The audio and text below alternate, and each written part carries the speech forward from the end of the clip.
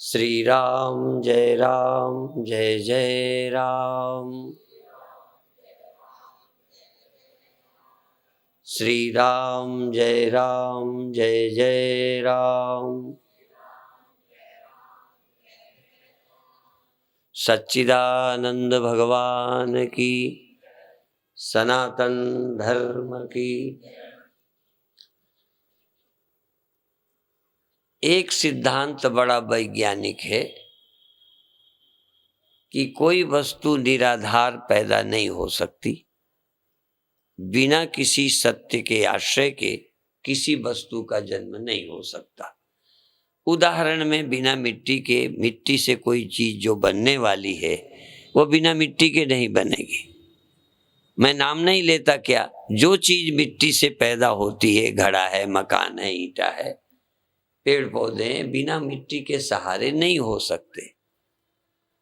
इसी तरह से अन्य उदाहरण बहुत हैं, कितने ले लो। जैसे लहर बिना पानी के नहीं बन सकती, पर वेदांत ये कहता है आधार दो तरह के होते हैं। जो जड़ आधार है उसमें जड़ वस्तु में बनी हुई वस्तु, जैसे जड़ मिट्टी में बना हुआ जड़ घड़ा, मिट्टी को पता नहीं कि बना भी है कि नहीं बना। मिट्टी को नहीं पता कि घड़ा है भी कि नहीं है, और मिट गया कि नहीं मिटा, चूंकि आधार ही जड़ है।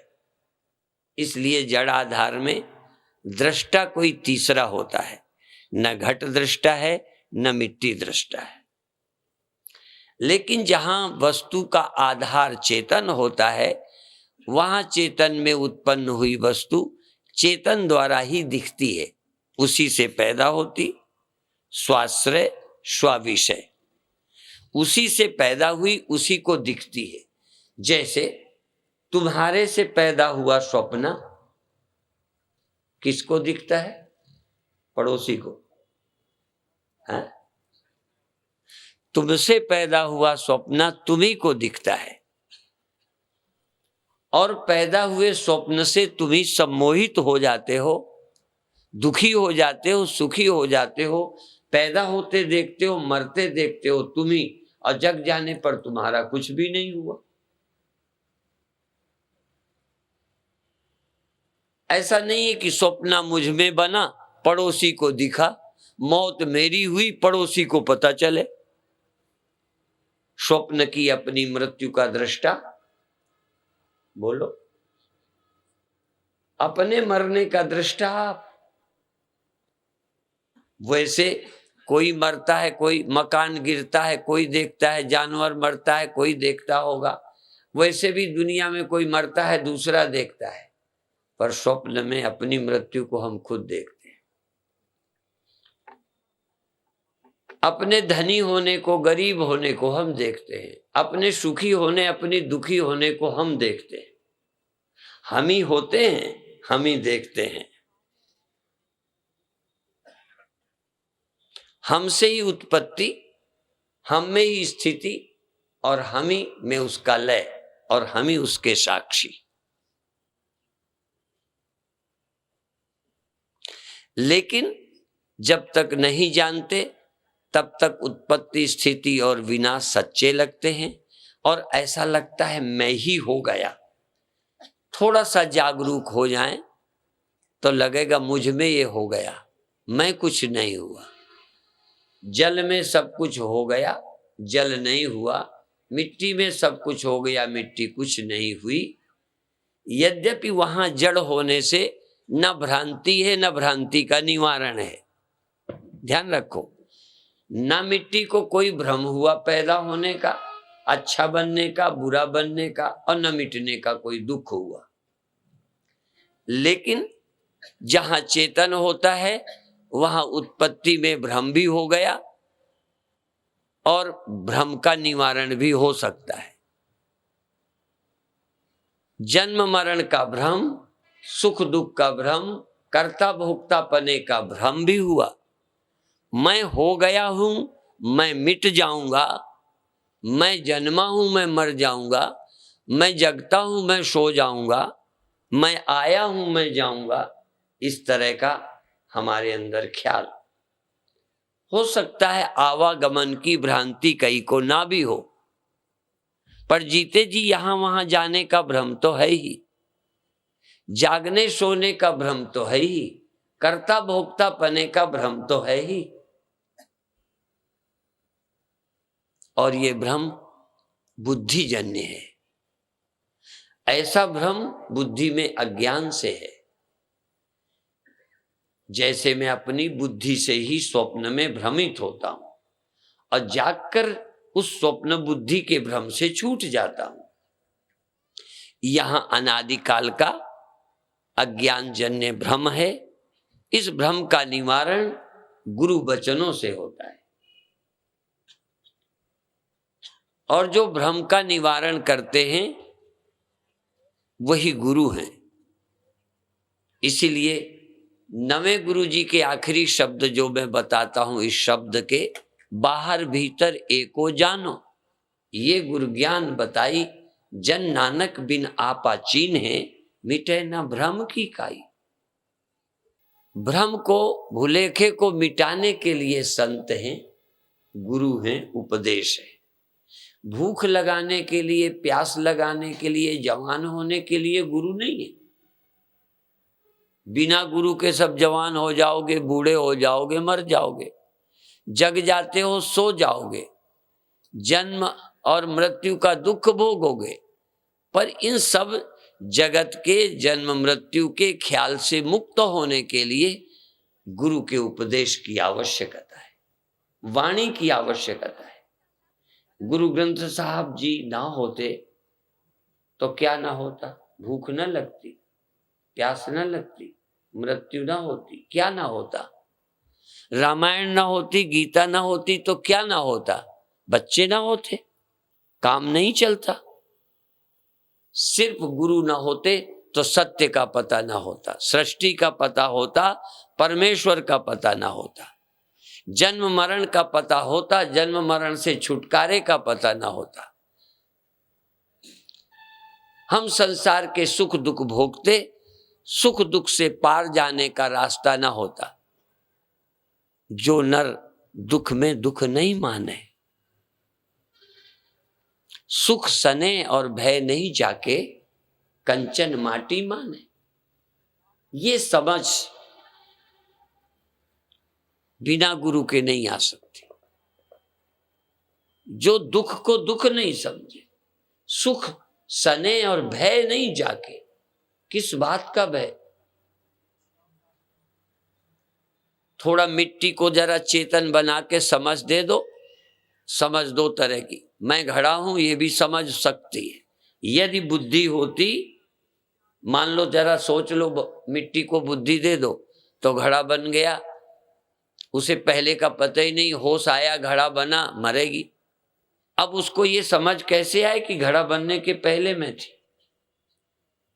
घड़ा तो था ही नहीं, घड़ा तो बना है, घड़ा तो क्षणिक है, सत्य तो मिट्टी है जिसका पता नहीं। हम भी सत्य को भूल गए हैं, सत्य को भूल गए। सत्य नाम को भूलकर जपे और का जाप, ताके मुख में डाल दो नौसादर को बाप। तभी कहते जपो सतनाम सतनाम सतनाम जी। अपन तो झूठ नाम जपते। जितने मर जाने वाले, बिगड़ जाने वाले, पैदा होने वाले, उनके नाम जानते, उन्हीं का सुमिरन करते। पैदा हुए आदमी, पैदा हुए सपने, पैदा हुए पेड़ पहाड़, पैदा हुए की याद करते हैं और उन्हीं की याद करते मरते, बिछुड़ते। हम उसकी याद ही नहीं करते जिससे बिछुड़ नहीं सकते, जिससे सदा मिले हुए हैं, उसका स्मरण ही नहीं है। इसलिए सुमिरो सुमिर सुमिर सुख पाओ, कल कलेश तन्माहि मिटाओ। परमात्मा की याद करो जिससे तुम कभी जुदा नहीं हो, जिससे जुदा तुम हो नहीं सकते, जो तुमसे कभी जुदा हुआ नहीं है, उसकी जुदाई का सिर्फ भ्रम है। सबसे मिले सबसे बिछुड़े, परमात्मा ही एक ऐसा है जिससे न मिला जा सकता है न बिछुड़ा जा सकता है, सिर्फ बिछुड़ने का भ्रम हट सकता है। परमात्मा के पाने का ख्याल आ सकता है, परमात्मा को पाना नहीं। जवानी पानी पड़ी, समय पर मिली, बेटा मिला, धन मिला, पत्नी मिली, पति मिला, पद मिले, प्रतिष्ठा मिली।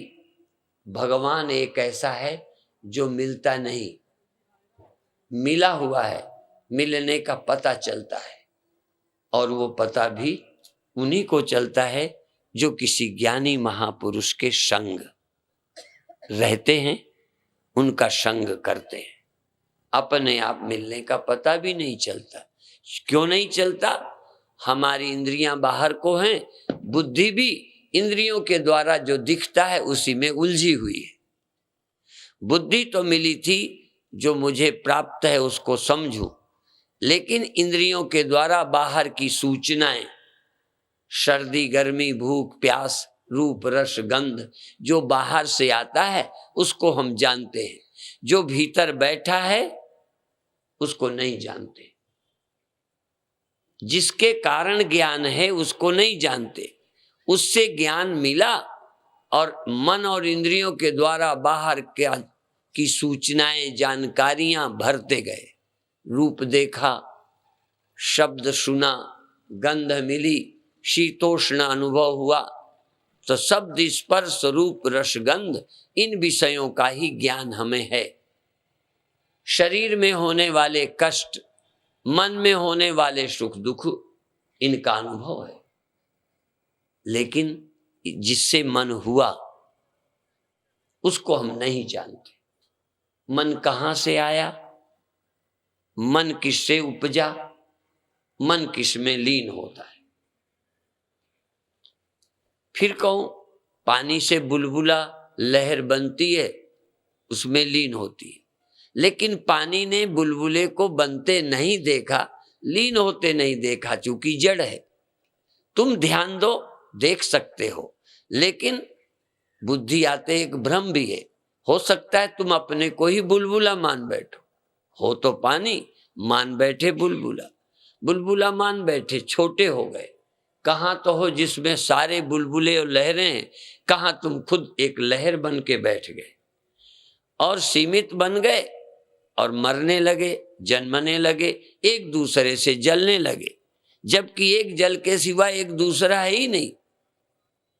सब गोविंद है, सब गोविंद है, गोविंद बिन नहीं कोई।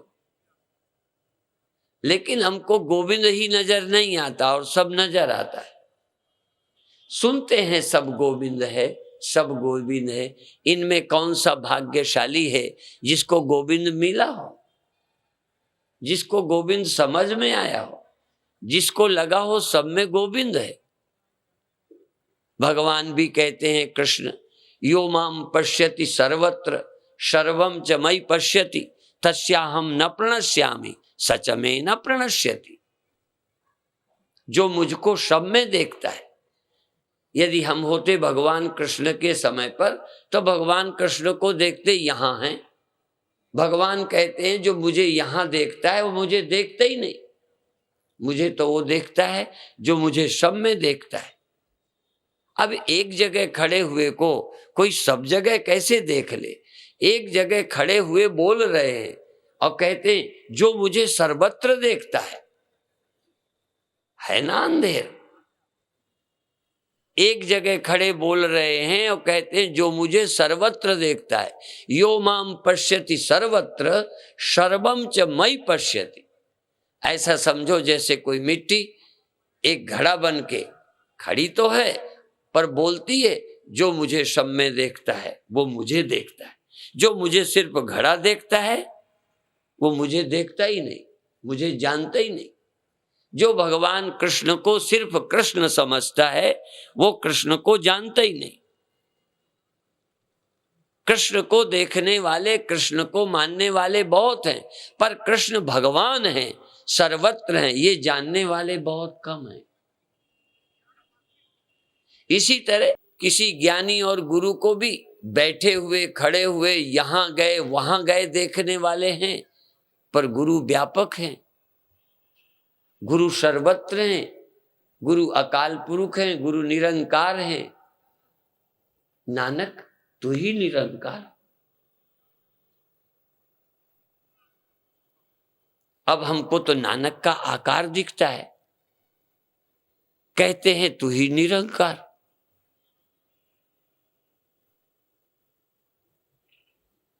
और सच तो यह है कि तुम अपना भी आकार ही देखते हो।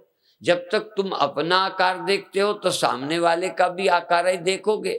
जब तुम स्वप्न में थे तो तुम जागृत वाले से मिले, जब तुम स्वप्न में थे तो जागृत के रुपए पकड़ में आए, जब तुम स्वप्न में थे स्वप्न के रुपए उठाए, स्वप्न के बच्चे को खिलाया, स्वप्न के दुश्मन से लड़े, स्वप्न के सांप के काटने से मरे। जब जागे तो तुम्हारा देह के साथ ही सारा स्वप्न झूठा हो गया। जब तक तुम आकार हो तो भगवान भी आकार, तुम आकार, तुम्हारे गुरु का भी आकार। जिस दिन तुम निरंकार, आहा, शुरू करो तुम्हारा आकार, तुम निराकार नहीं हो, तुम देह के आकार में बंधे हो। देह तो यहीं पड़ा था, स्वप्न किसने देखा? यदि तुम देह हो तो देह को तो कुछ दिखता ही नहीं। तुम देह के द्वारा देख रहे थे, देह में आबद्ध थे। जब देह पड़ा हुआ था, देह को न बिस्तरे का पता चला, न साथ में लेटे बच्चे का पता चला, न जेब काटने वाला दिखा।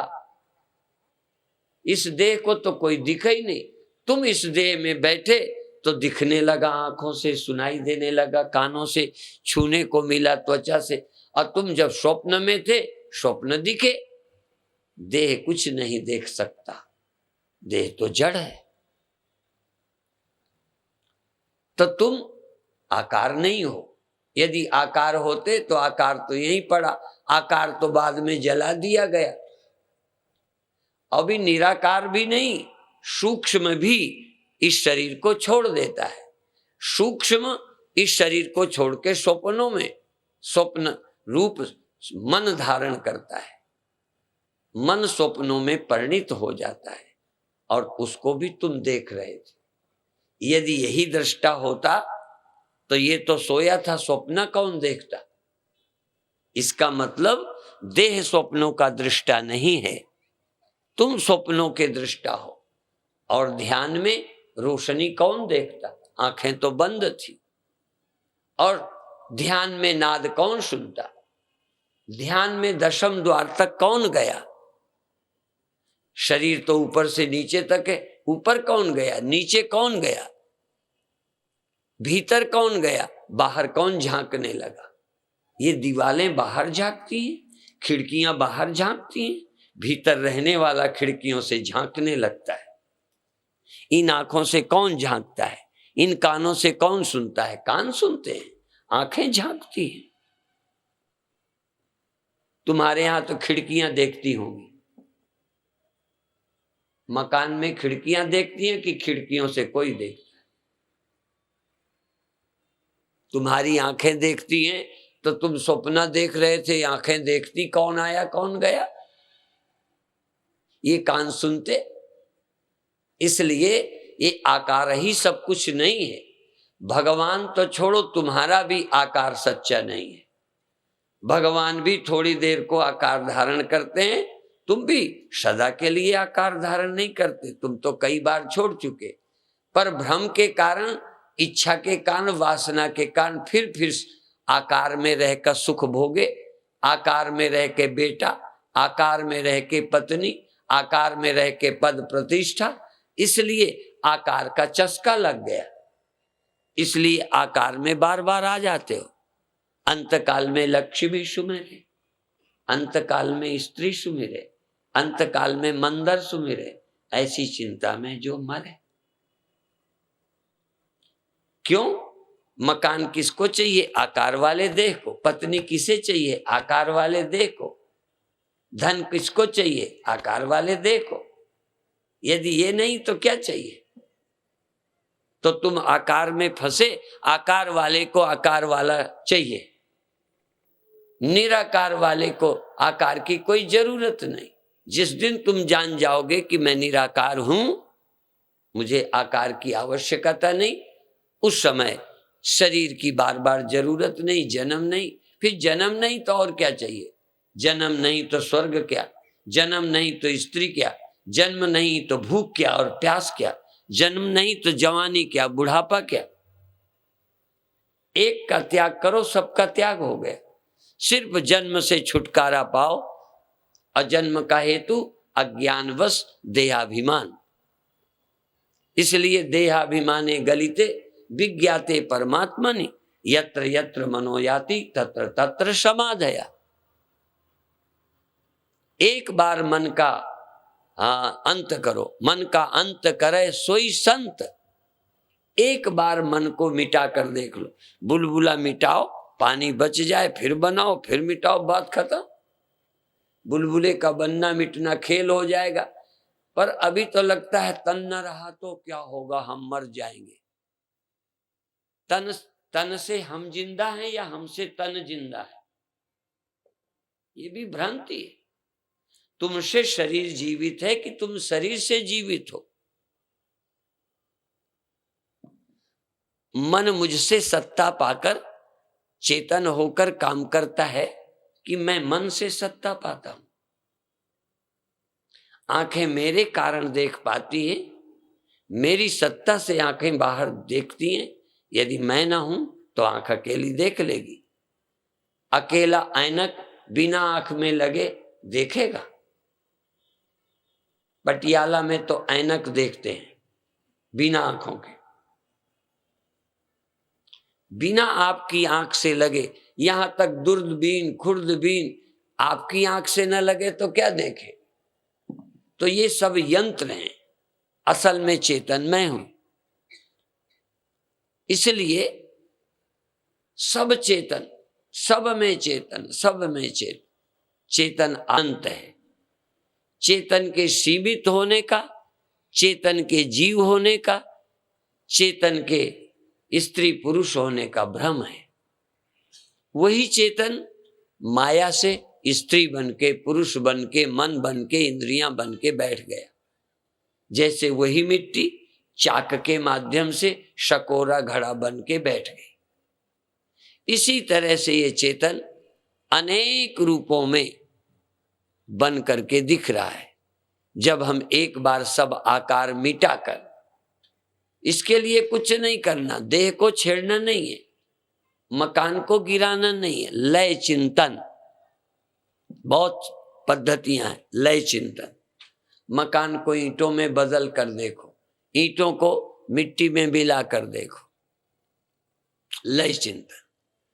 विषयों से इंद्रियां लौटा लो, इंद्रियों से मन को लौटा लो, मन से बुद्धि को लौटा लो, और बुद्धि को विचारों से लौटाकर चिन्हमात्र सत्ता में आ जाओ, चेतन में आ जाओ।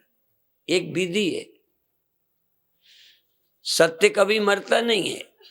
यदि मकान गिरा दें तो मिट्टी मर नहीं गई, ईंटों के रूप में ईंटें मिटा दें तो मिट्टी मर नहीं गई, सत्य तो मरता ही नहीं। इसी तरह से हम धीरे धीरे इंद्रियां छोड़ दें, बाहर का विषय छोड़ दें तो आत्मा नहीं खत्म हुई। यदा पंचावतिष्ठन्ते ज्ञानानि मनसा सा बुद्धि न विचेष्टते तामाहु परमाम गतिम। हम अपनी इंद्रियों से, मन से रहित होकर अपने घर जाएं। एक बार देख लें कि बिना मन के भी हम हैं। बुद्धेरात्मा महान परा, मति न लखे जो मति लखे, सो मैं शुद्ध अपार। एक बार ये समझ आ जाए कि मति मुझे नहीं, मैं मति को लगता हूं, मन मुझे नहीं, मैं मन को जानता हूं। यन मनसा न मनुते ए नाहुर मनोमतम तदेव ब्रह्मत्वम विद्धि नेदम यदिदुम उपासते। इस तरह से इस आत्म चैतन्य का ज्ञान धीरे धीरे हो सकता है। बधाई के पात्र हो आप। हर वर्ष आप प्रेम से सुनते हो, पर तुम भ्रांतियों से मुक्त हो जाओ। हमने भी तुम्हारी तरह सुना, यही कान, यही देह, यही शब्द, वही आप सुनते हो। पता नहीं, या तो मेहनत नहीं करते, नहीं तो भ्रांति से मुक्त हो जाओ। और कैसे मैं बताऊं, खाने में सुख मिलता है, स्त्री पुरुष के संबंधों में सुख मिलता है, लेकिन वो मुक्ति नहीं है। इसी तरह चमत्कारों का भी सुख है। रोशनी दिखे, सुख मिलेगा। नाद सुनाई पड़े, सुख मिलेगा। चक्रों में मन टिक जाए, आनंद मिलेगा। आनंद मिलना भी बहुत बड़ी बात है। हम बाहर भटकते हैं, भीतर मिले, लेकिन आनंद मिलने से भ्रांति खत्म नहीं होती। आनंद एक कोश है, आनंद में एक कोश है। इन पंच कोशों से रहित विचार पूर्वक इनका बाध करके, आनंद आदि सब वृत्तियों का बाध करके, सच्चिद आनंद स्वरूप जिसमें सब अध्यस्त है, जिसमें चैतन्यता भी अध्यस्त है।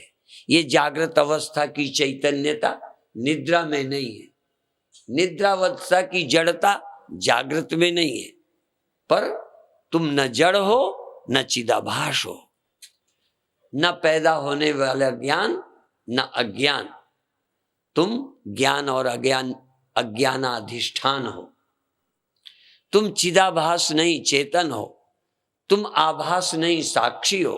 तुम प्रतीति नहीं, प्रतीति के आश्रय हो। ये समझो, नहीं तो चेतन सुबह हो गए, रात को फिर जड़ हो गए। सुबह जिंदा हो गए, रात को एक तरह से मर गए। कौन है जिसको ख्याल रहता है कि मैं जिंदा हूं? नींद में जिंदा होने का ख्याल नहीं है। तुम्हें तो होश रहता है कि मैं जीवित हूं। निद्रा में, गहरी नींद में मैं जी रहा हूं, ये होश नहीं है, पर जी रहे हो। ये होश बुद्धि का हिस्सा है। इसलिए जागृत अवस्था बुद्धि की है। जागृत स्वप्न सुषुप्ति है बुद्धि की अवस्था। मैं बुद्धि से परे हूं, याते सदाशिवो हम। कल्याण रूप साक्षी याते सदाशिवो हम। मन बुद्धि चित्त साक्षी, इन सब के अधिष्ठान हो। यदि इस मैं हूं के ख्याल को जीवन मानोगे, मैं हूं ये ख्याल है तो मरने का डर लगता है। मैं हूं का ख्याल नींद में नहीं है, तो गहरी नींद में किसको डर लगा मरने का? स्वप्नों में लगा, पर गहरी नींद में कौन डरा? इसका मतलब ये डर वगैरह बुद्धि के धर्म है। और इस बुद्धि में ये धर्म कहां से आया? देहाभिमान से आया। सुख दुख कहां से आए? विषय के संग से आए। मैं हूं का ख्याल आत्मा के अज्ञान से, माया से उपजा। मैं हूं का ख्याल, मैं हूं का ख्याल उपजता है, मैं हूं का ख्याल नींद में खो जाता है। यदि मैं ख्याल नहीं हूं, ख्याल भी मेरे से उपजे हैं, तो मैं वो हूं जिससे सब ख्याल पैदा होते हैं। जीने का भी, मरने का भी, ये सब ख्याल हैं। मैं इन ख्यालों का आश्रय हूं। मैं पैदा नहीं होता, मैं नहीं जगता, मैं नहीं सोता। जगना सोना, जन्मना मरना, ये मेरे एक भ्रम है, एक प्रतीतियां हैं। इन प्रतीतियों का अधिष्ठान हूं। ये माया मात्र हैं, मैं मायातीत हूं। माया मात्र मिदम द्वैतम अद्वैतम परमार्थता। तो अधिक न कह के, महाराज जी का ऐसा था कि थोड़ा मैं कहूं तो भी जैसी इच्छा होगी। और मैं तो यही चाहूंगा कि वाणी के माध्यम से गुरुओं के संदेश को समन्वय करते, क्योंकि हमारा लक्ष्य है भाषा में नहीं बंधना। चाहे हम गुरुमुखी में बोलें, चाहे संस्कृत में, चाहे हिंदी में। अंग्रेज लोग वाटर पीते हैं, हम लोग पानी पीते हैं। मुसलमान या और लोग आब पीते हैं, कि एक ही चीज पीते हैं, एक ही चीज पीते हैं, और प्यास सबकी बुझती है।